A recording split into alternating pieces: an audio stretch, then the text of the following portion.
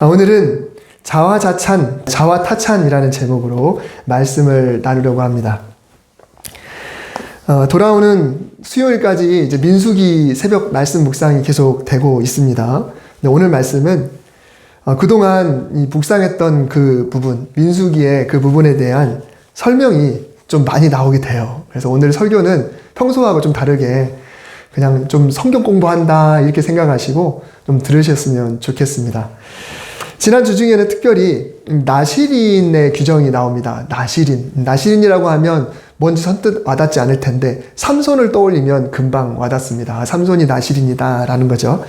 나실인을 묵상하면서 제가 받은 은혜를 오늘 말씀을 통해서 한번 나누고자 합니다. 먼저 이 나실이라는 단어는요, 나찌르라고 하는 히브리어를 우리말로 옮긴 거예요.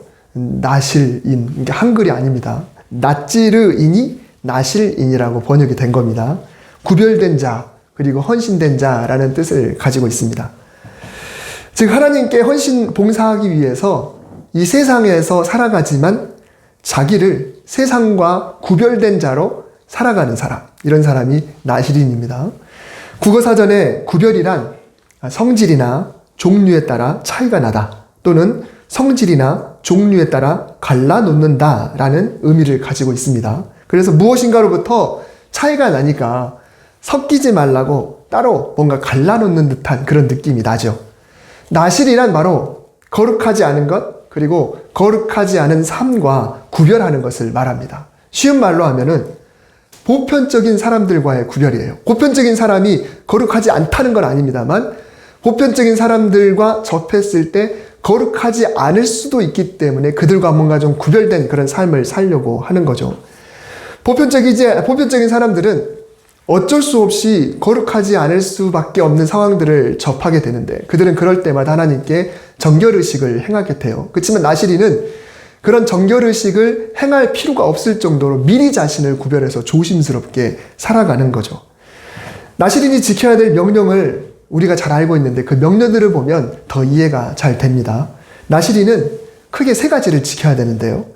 이 규정들은 우리가 그렇게 해야 되냐? 그걸 의미하는 건 아니에요. 그냥 나실인은 그래야 된다라는 정도로 우리가 알고 있으면 되겠습니다.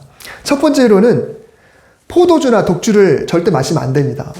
이 포도주가 뭔지는 다 알겠죠. 포도를 발효해서 만든 술입니다. 독주라는 것은 우리 말의 성경에는 독주라고 표현이 됐지만 곡식으로 만든 술을 의미합니다. 발효해서 만든 거. 그런데 단순히 술이 된 후만 아니라 술이 되기 전에 포도, 과일, 곡식으로 발효가 되는 냄새만 나도 그런 것도 입에 대면 안 되는 거예요. 그리고 포도즙도 마시면 안 되고 심지어 생포도도 먹으면 안 되고 건포도도 먹으면 안 되고요. 더 심한 거는 씨앗도 깨물어 먹어서는 안 될 정도로 이 정도로 이 나실인에게는 포도하고 아주 엄격한 그런 규정이 있습니다.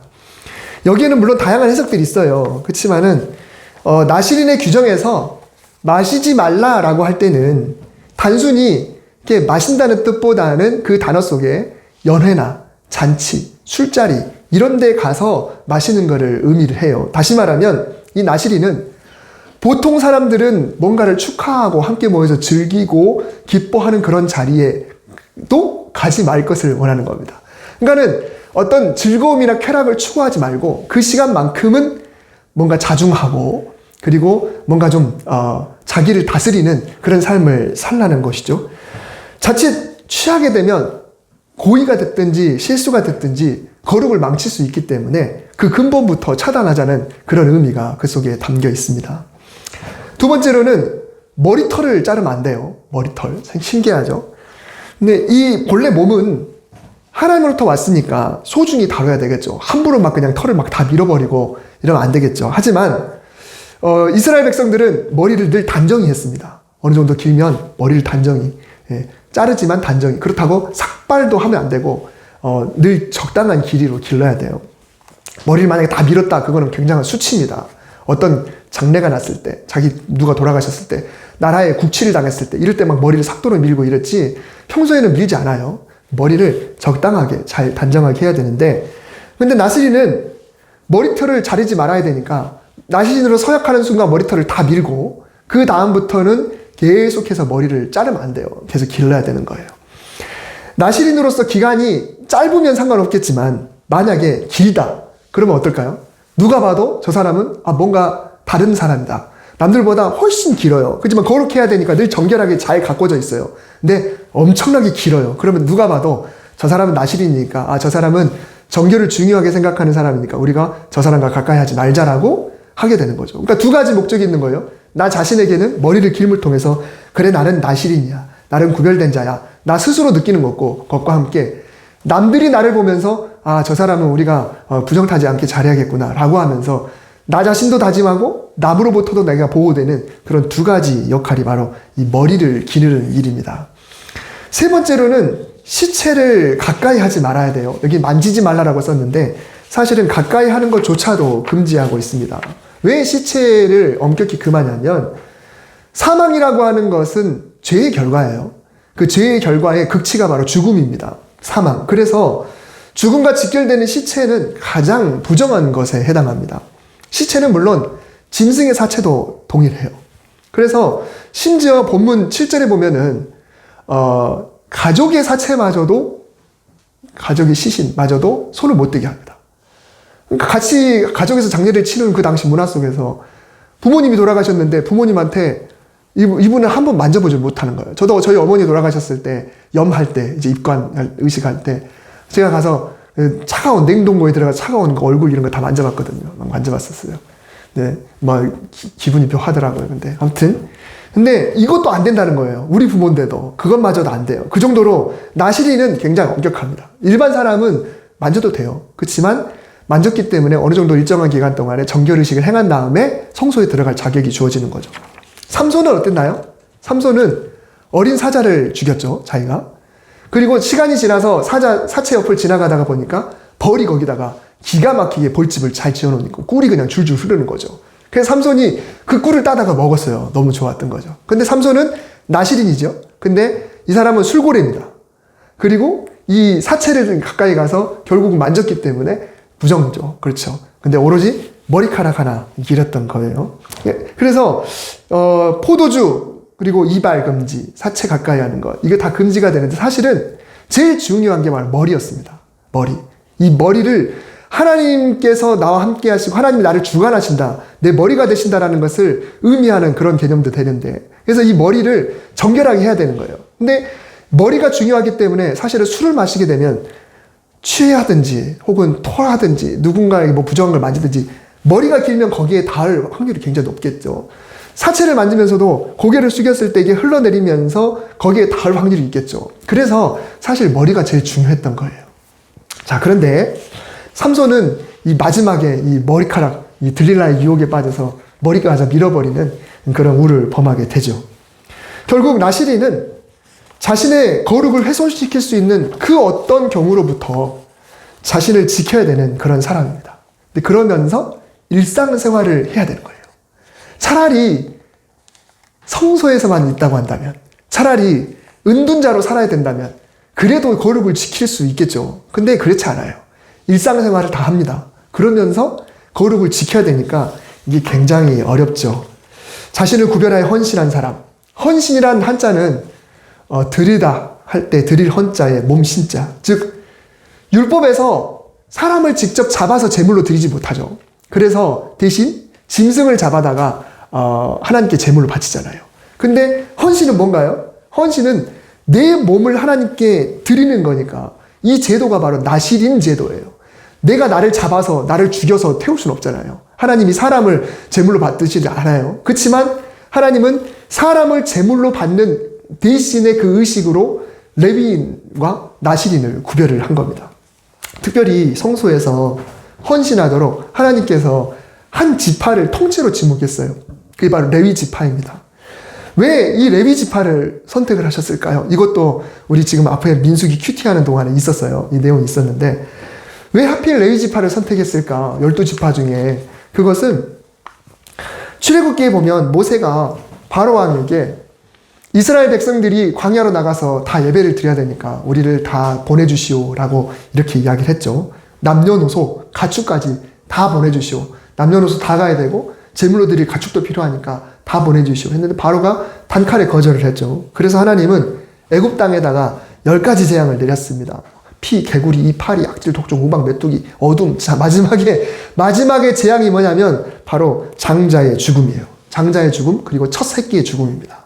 그러니까 첫 아들과 그리고 내 짐승의 첫 새끼가 다 죽는 그런 재앙을 하나님께서 내리셨죠. 그래서 이 마지막 재앙으로 인해서 바로 왕은 두 손 두 발 다 들고 결국 이스라엘 백성들을 가라라고 이제 내놓게 되었습니다.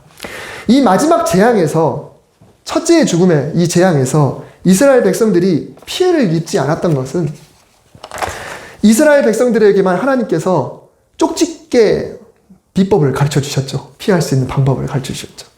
어린 양을 잡아 그리고 그 피를 집 출입문 좌우 그리고 문 위에 그 틀에다가 발하라.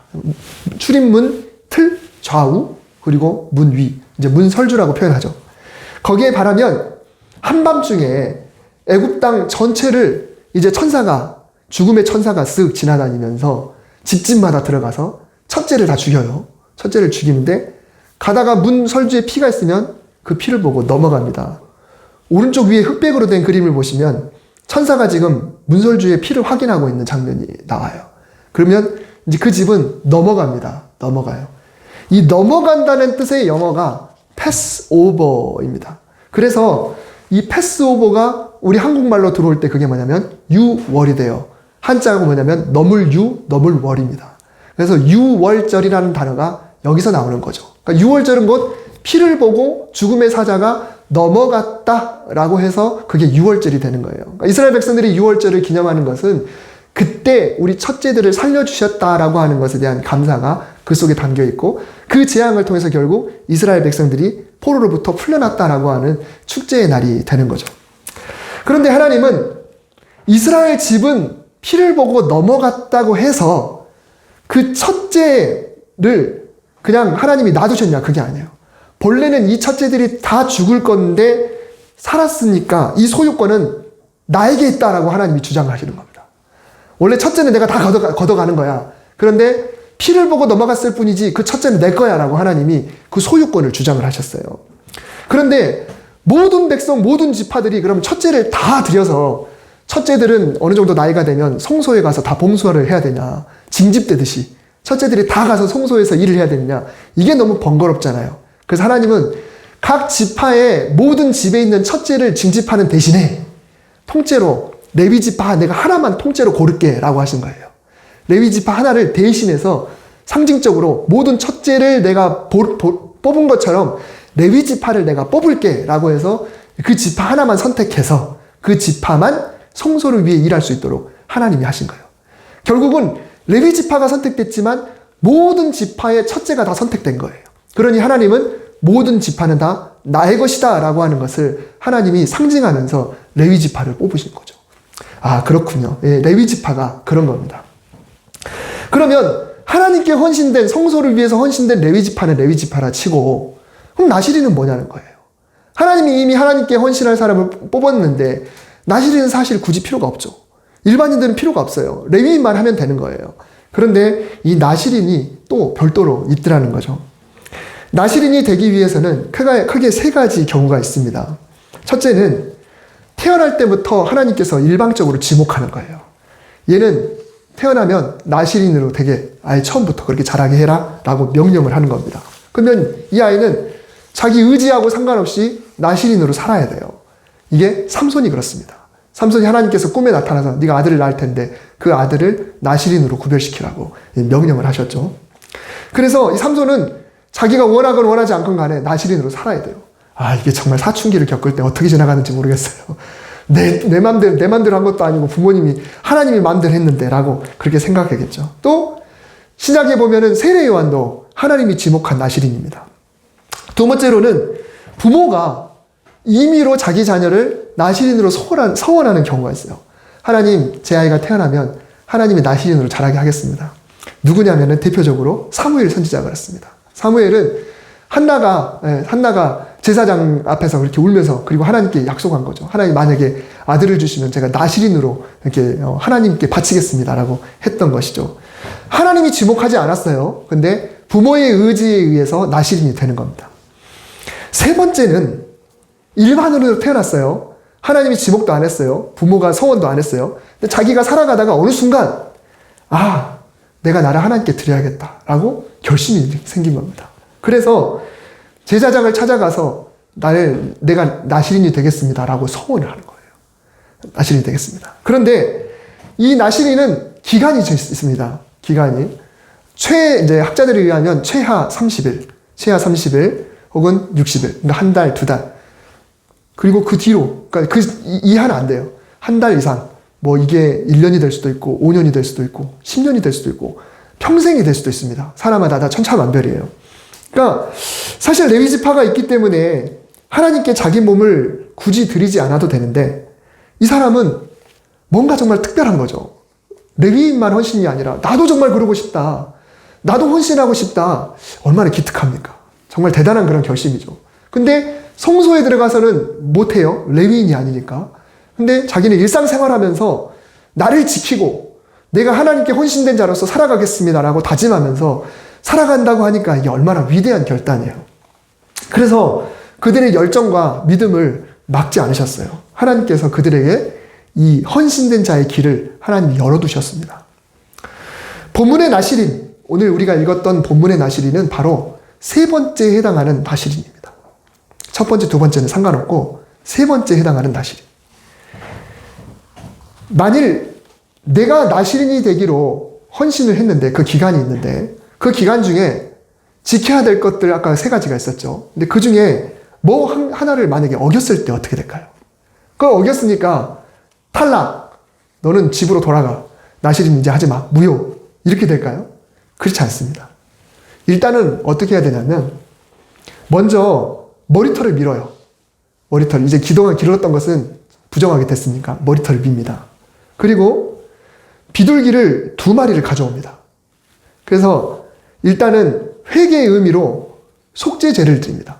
회개의 의미로 속죄제. 우리가 작년에 말씀 묵상 중에 레위기 묵상하면서 제가 각종 제사에 대해서 자세하게 말씀을 드렸었는데 기억이 가물가물하실 거예요. 나중에 또 기회가 되면 말씀드리겠지만 회개의 의미로 속죄제를 드렸고 또 하나는 내 삶은 하나님의 것입니다 라고 하는 것을 전적으로 맡기는 번제를 나머지 1마리를 잡아서 드립니다.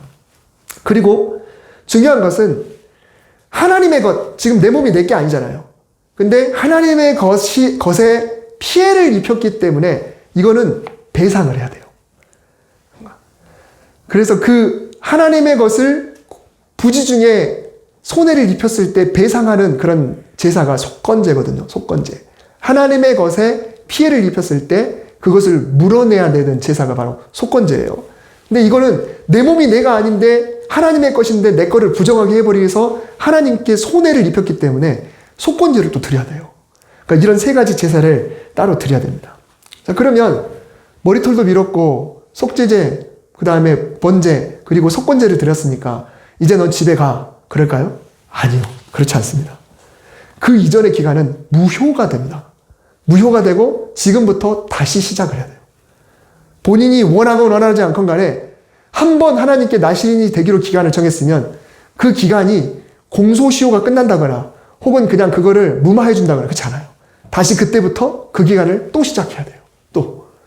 그러니까 여러분 우리가 군대에 가면은 군대가 가서 영창에 간다. 그러면 그 영창이 복무 기간 중에 포함되나요? 아니잖아요. 아니에요. 군 생활이 만약에 2년인데 만약에 군대 가서 형벌이 5년이다. 그러면 5년이면 2년이 다 상쇄됐네. 그렇지 않아요? 5년 살고 나서 나머지 2년 다 채워야 돼요. 군 생활이, 군은 그렇습니다. 그리고 만약에 탈영을 했다. 그럼 그 사람은 늙어 죽을 때까지 그 복무기간을 채워야 되는 게 법이거든요. 징집이라는 게 이렇게 무섭습니다. 근데 나실이는 내가 서원했을 때 그걸 내가 부정하게 했으면 자기가 무효할 수가 없어요. 계속 그걸 해야 되는 거예요. 절대로 취소할 수가 없어요. 그러니 나를 드린다는 것이 대충 그냥 할 수 있는 게 아니죠. 교회에서 드리는 예배 중에 우리 교회는 그렇지 않지만 헌신 예배라는 게 있습니다. 어느 정도 규모가 있는 교회들은 다 헌신 예배가 있어요. 근데 이 헌신 예배가 뭘까요? 헌신 예배다. 내 몸을 드리는 예배다. 그러면 이 나시린을 생각해보고 헌신이라는 단어를 조금만 생각해보면 헌신자의 자세가 달라질 겁니다. 아, 이 헌신 예배를 어떤 마음으로 해야 되는구나. 그리고 어떻게 살아야 되는구나. 결코 이 헌신이라는 말이 가벼운 단어가 될 수가 없는 거죠. 근데 오늘 본문 13절부터는 이 사람이 이 기간을 잘 마쳤을 때 이야기예요.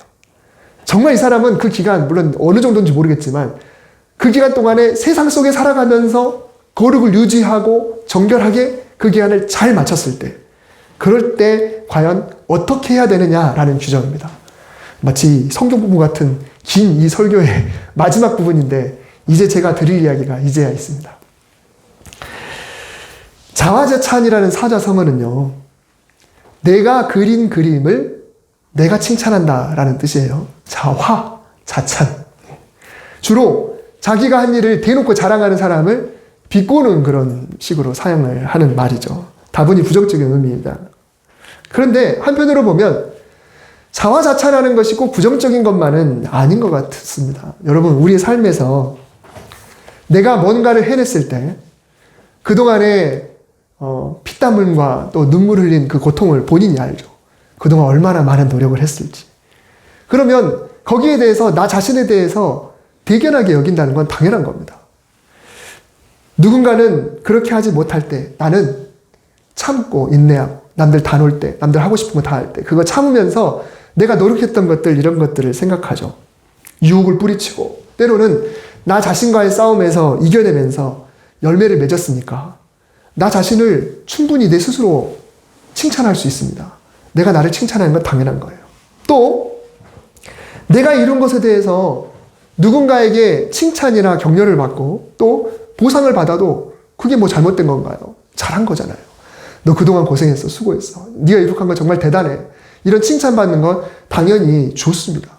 오늘 말씀의 제목이 자화자찬, 자화타찬인데 이 제목을 정하면서 혹시 자화타찬이란 말도 있나? 라고 제가 한번 인터넷에 검색을 해봤더니 딱 하나가 나오더라고요. 2014년에 서울시에서 주관하는 자화타찬이라고 하는 마을 미디어 축제 행사가 있었어요. 그 제목이 자화타찬이더라고요. 마을 주민들이 각자 프로가 아닌 사람들이, 아마추어들이 미디어를 만들고 청소년들이 또 어르신들이, 아이들이 미디어를 만들어서 그것을 공연하는 거예요. 그래서 남들로부터 칭찬을 받고 서로 높여주고 시상하는 그런 행사였더라고요. 우리가 만들고 서로 칭찬해준다라는 그런 좋은 의미가 자화타찬에 있었습니다. 근데 오늘 본문의 주인공은 자원한 자, 바로 나시린입니다. 누가 시키지 않았어요. 하나님이 그렇게 하라고도 안 했어요. 근데 내가 스스로 마음을 먹고, 대부분의 사람들은 보편적인 삶을 살고 있습니다. 포도주와 술을 접하고, 그리고 잔치를 즐기고, 쾌락도 경험하고, 외모를 신경 쓰고, 가꾸고, 장례마다 찾아가면서 의도적이건 혹은 실수가 됐건 거룩을 어긴다면 그냥 짧은 기간 동안에만 정결의식을 행하면 되고, 그냥 그렇게 그냥 살아가는 거예요. 그런 사람들. 그 속에서 이 사람은 누가 시키지도 않았는데도 알아서 내가 나시린으로 살아가겠다고 일정한 기간을 정하고 그 기간 동안에 꾹 참으면서 꾹 인내하면서 하나님의 사람으로 살아가는 거예요. 산속에 있으면 그냥 고시원에 있으면 그냥 수도원에 있으면 그냥 기도원에 있으면 괜찮을 걸 뻔히 눈에 즐기는 사람들이 다 보이는데 그 안에서 살아가는, 내가 그렇게 살겠습니다라고 헌신하면서 살아가는 사람이 바로 이 나시린이라는 겁니다. 그리고 그 기간을 무사히 마쳤으니 여러분, 한 번도 실패하지 않고 마쳤으면 좋겠지만 만약에 이 사람이 5년을 약정했는데 4년 8개월 만에 부정해가지고 다시 5년을 시작했을 수도 있잖아요. 그럴 수도 있잖아요. 근데 그런 모든 기간들을 마치고 나서 다 마무리했으니까 스스로 대견해 해도 되고, 누군가가 이 사람을 마음껏 칭찬해줘도 돼요. 내가 나를 위해서 상을 줘도 되고, 누군가가 이 사람에게 상을 줘도 됩니다. 그런데 하나님은 오늘 말씀을 통해서 그 공을 먼저 하나님께 돌리라고 말씀을 하는 거예요. 3가지 제사를 명령을 했습니다. 먼저 속죄제와 번제. 속죄제와 번제는 나시린의 규칙을 어겼을 때도 했죠. 근데 속죄제와 번제. 그리고 그러니까 나시린으로 살았지만은 혹시라도 나도 모르게 잘못한 게 있을 수도 있으니까 하나님께 속죄제를 드려야 되고요. 또 내 삶의 주인은 하나님이시다라는 것을 삶으로 경험했으니까 그것에 대해서 인정하면서 하나님께 번제를 드립니다. 그리고 규칙을 어긴 자는 하나님의 물건을 배상하는 속번제를 드렸지만 이 사람은 그거 안 드리고 화목제물을 하나님께 드렸어요. 화목제는 뭔가요? 축제의 제사죠. 하나님과의 축제, 제사장과의 축제, 그리고 자기 가족들과의 축제가 바로 이 화목제죠. 이 화목제. 그래서 이 감사와 축제의 제사를 드리는 겁니다. 그 다음에는 머리털을 다시 밉니다. 왜냐하면 이제는 무효의 머리털이 아니라 지금부터는 너는 정상이야. 그리고 또 포도주를 마시도록 허락을 해줍니다. 이제 그 삶이 시작이 다시 정상적인 삶이 시작이 되는 거죠. 여러분, 우리는 하나님의 명령을 따르는 성도라고 합니다. 그냥 교회에서 편의상 직분이 없는 분들은 성도님 하는데 우리는 다 성도예요. 저도 성도고 여러분도 다 성도입니다. 성도라는 한자는요, 거룩한 무리라는 의미입니다. 거룩한 무리. 우리가 성도가 된 데는 가장 먼저 하나님의 부르심이 있습니다. 그리고 하나님이 지명하셔서 당신의 백성으로, 당신의 자녀로 삼아주시는 하나님이 부르신 경우가 있습니다. 하지만 이 땅에서 성도의 삶은 사실 보편적인 세상 속에서 내가 스스로 성도로서 살아가기로 다짐하고 남들과는 다른 선택을 하고 남들과는 구별되는 그런 삶의 연속이 바로 이 땅에서 우리가 살아가는 삶입니다. 어찌 보면 나시린과 똑같지는 않아도 영적인 의미로는 나시린과 똑같아요. 영적인 의미는 나시린과 같아요. 세상을 살아가되 내가 내 의지로 우리 눈에 보이는 그 사람들과 다르게, 그리고 그 안에서 거룩을 지켜나가려고, 그 안에서 하나님을 사랑하고 그 안에서 하나님의 백성으로 살아가기로 다짐하는 그런 거룩한 무리가 바로 성도입니다. 교회는 강제력이 없습니다. 사실 우리 신앙생활에서 우리가 교회에 나오는 여러 가지 이유 중에 제일 큰 게 뭐냐면 어쩌면 면목인 것 같아요. 면목 또는 의무감, 이런 것들이 있는 것 같아요. 내가 안 나가면 목사님 뵐 면목이 없어요. 내가 안 나가면 자식들 볼 면목이 없어요. 내가 안 나가면 아무개 권사님 보기에 좀 민망해요. 라고 하는 사실 그런 면목이 우리 신앙생활의 상당 부분을 차지해요. 또 의무감, 이런 것도 있습니다. 하지만 교회는 강제력이 없기 때문에 안 나가면 그만입니다. 어떻게 해요? 안 나오면 그만이에요. 그렇지만은 우리는 어떻게 해요? 사실은 내 스스로 다짐하고 내가 땀과 노력과 눈물과 고통을 선택하면서 신앙인의 길을 걸어가는 그런 세월이 굉장히 많습니다. 남들에게 핍박을 당하는데, 그리고 남들에게 비난도 받고, 또 이런 상황 속에서 내가 교회 나간다는 게 너무너무 힘들고 불편하고, 때로는 어쩌면 이게 사치인 것 같은 느낌이 들기도 하고, 이런 마음이 드는 상황 속에서 사실은 내가 선택하는 부분들이 굉장히 많이 있습니다. 그래도 내가 교회에 나가는 거예요. 그래도 내가 그 안에서 내가 해보는 거예요. 그래도 내가 세상 속에서도 그리스도인이라는 나의 신분, 내 모습을, 내 정체성을 포기하지 않고 내가 살아가는 거예요. 나시린을 다 마쳤는데 자화자찬하지 않고 자화타찬하고 있습니다. 아까 그 미디어를 이야기하는 게 아니에요. 남들이 칭찬해준다는 이야기가 아니라 내가 해놓고서 내가 남을 칭찬해주는 일을 하고 있어요. 남이 누군가요? 여기서 하나님이세요. 내가 잘했는데 내가 하나님을 칭찬하는 거예요. 내가 그림을 잘 그리고 그 공을 하나님께로 돌리고 있는 그런 모습이 바로 이 나시린의 기간을 마친 자의 지금 모습이다라는 것입니다. 번제물하고 속죄물이 나시린의 규정을 어겼을 때하고 다른 점이 있어요. 뭐가 다르냐? 짐승이 다릅니다. 나시린의 규정을 어겼을 때는 비둘기 하나 가져왔어요. 비둘기 한 마리. 그렇지만 나시린의 규정을 다 지키고 났을 때는 번제물로는 순양 한 마리, 속죄물로는 암양 한 마리. 그러니까 내가 잘했고 주인공이 나고 내가 잘해서 내가 기특한데 최대한의 짐승을 가지고 와서 가장 좋은 걸 가져와서 하나님께 올려드리는 그런 일들을 하는 겁니다. 화목제물 또 순양 한 마리. 근데 그게 다가 아니었죠. 이 뒷부분에 보면은 여러 가지 곡식, 무교병 이런 것들도 다 가져와서 먹을 것 다 갖고 와서 기름으로 해가지고 만들 과자도 가져오고 이렇게 해서 정말 축제로 누구한테요? 하나님께 올려드리는 그런 일들을 하는 겁니다. 그리고 오늘 본문 마지막 절을 읽었지만은 이것이 자원에서 나시린이 되어서 자기가 마쳤는데 그럼에도 불구하고 하나님께 드릴 예배이고 또 할 수 있으면 이외에 힘 닿는 대로 더 해라 라고 하나님 말씀하시는 거예요. 내가 내 일을 했는데도, 내가 정말 고생 중에서 내가 감당했는데도 힘 닿는 대로 하나님께 공을 돌려드리는 그게 바로 이 나시린의 완결이다라는 것입니다. 새해를 시작하면서 지난 주일은 기도에 대한 말씀을 전했습니다. 주저하지 말고 너무 많이 생각하지 말고 바라는 바를 그저 단순 무식하게 그저 구해보자.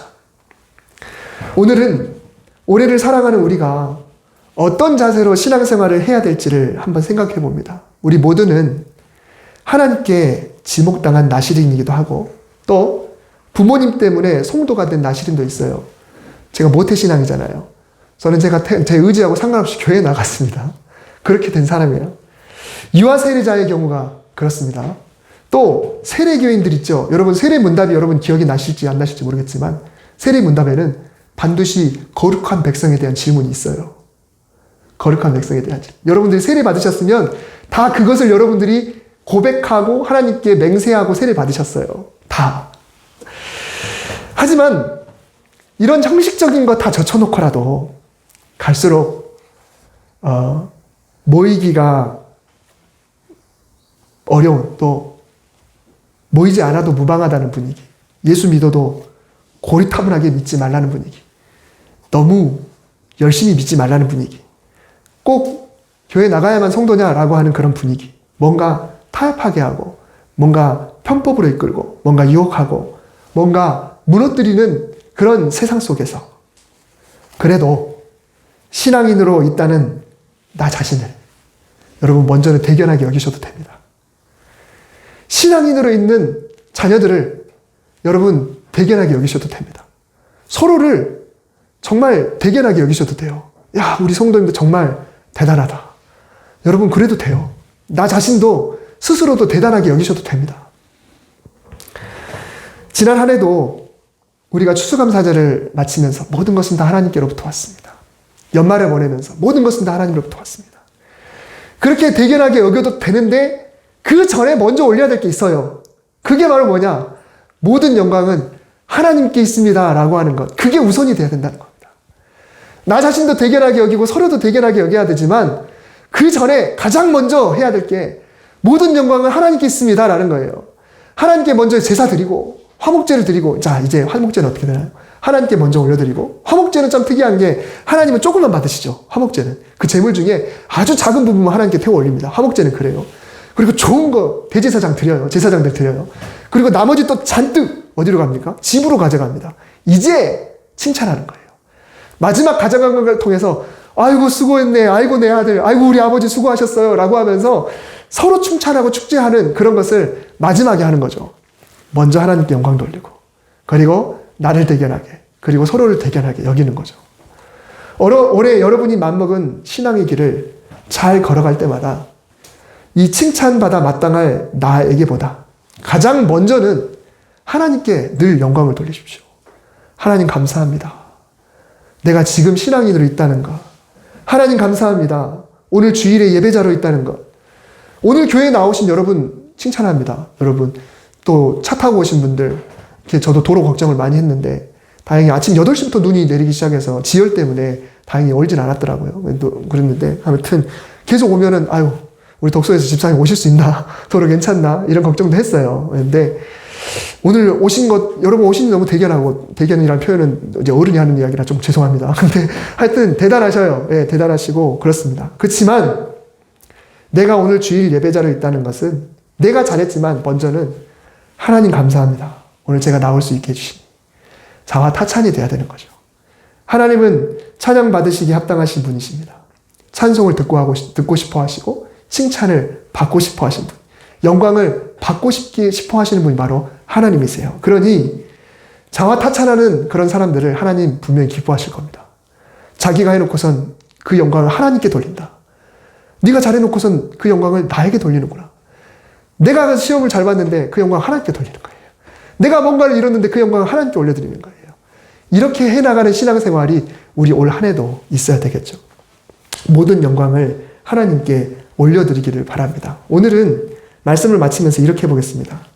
참 제가 뭘 시키는 걸 잘 안 하지만 불편하지만 여러분 손을 좀 위로 올리면서 하나님께 박수를 치면서 하나님 감사합니다 한번 했으면 좋겠어요. 그렇게 하고 제가 기도하겠습니다. 자, 시작하면 하세요. 시작! 하나님 감사합니다. 우리 한국 사람 두 가지 동시에 하기 어렵습니다. 하나님 감사합니다. 기도하겠습니다.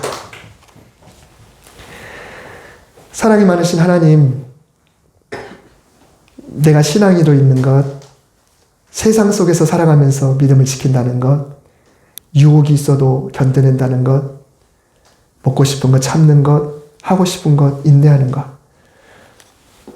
다른 데 있고 싶어도 주님 앞에 있다는 것, 모든 영광을 하나님께 올려드립니다. 내가 했지만 그 공은 하나님께 있습니다. 올 한 해 자와 타찬이 넘쳐나는 우리의 신앙이 될 수 있도록 하나님 축복하여 주시옵소서. 모든 영광을 하나님께 올려드립니다. 예수님의 이름으로 기도드립니다. 아멘.